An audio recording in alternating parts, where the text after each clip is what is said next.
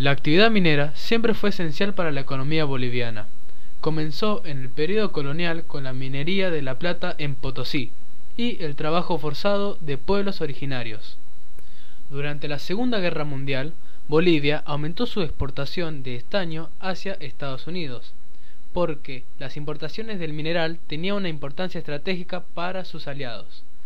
Sin embargo, los beneficios de la producción minera fueron monopolizados exclusivamente por los grandes propietarios de las minas llamados los Barones del Estaño, integrados por Aramayo, Mauricio Hochschild y Patiño.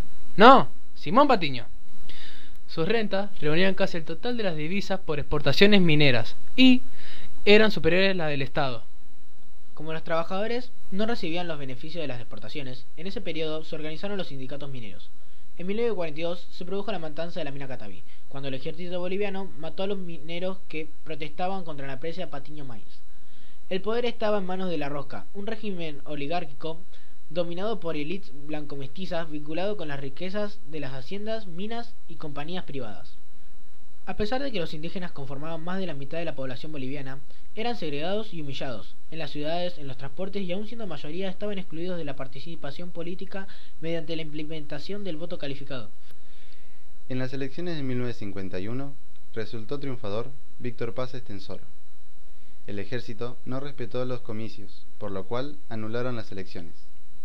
Esto desencadenó que el MNR, junto con el apoyo de las masas mineras y campesinas, mediante una revolución tomaran a la fuerza el poder. Los campesinos reclamaron la nacionalización y el control de la producción minera. El MNR intentó llegar a un acuerdo con un sector del ejército, pero los mineros armados pudieron controlar la ciudad de La Paz. Después del triunfo del MNR, los mineros conformaron la Central Obrera Boliviana, y el dirigente sindical Juan Lechín fue designado ministro de Minas y Petróleo del gobierno de Paz Estenssoro. Este presidente gobernó durante 3 periodos, entre 1952 a 1956, después 1960 a 1964 y por último 1985 a 1989, y tomó medidas nacionalistas como la del peronismo, que promovieron la intervención del Estado y emprendieron reformas sociales. Las reformas fueron: en 1953 llevó adelante una reforma agraria que restituyó las tierras a las comunidades ayllus y eliminó el trabajo obligatorio de los campesinos sin tierras. Reconoció a los sindicatos rurales, Confederación Nacional de Trabajadores Campesinos vinculada a la COF. Disputó la nacionalización de las minas de estaño, el aumento de salarios y la creación de un organismo estatal que administraba a las empresas nacionalizadas. Las nuevas empresas mineras del Estado, la Corporación Minera de Bolivia o Comibol, obtuvo buenos rendimientos aunque la demanda mundial del estaño disminuyó al terminar la Guerra de Corea. Nacionalizó yacimientos petroleros y creó la Corporación Petrolera del Estado, YPFB.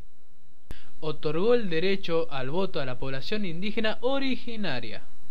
Durante la presidencia de Estenssoro, los sindicatos comenzaron a participar en el control de la producción y se convirtieron en un factor de poder, conformándose así un cogobierno. Se crearon radios mineras con aporte de los trabajadores, y la prensa escrita circulaba entre la población mayoritariamente analfabeta, ya que los distritos mineros estaban aislados entre sí.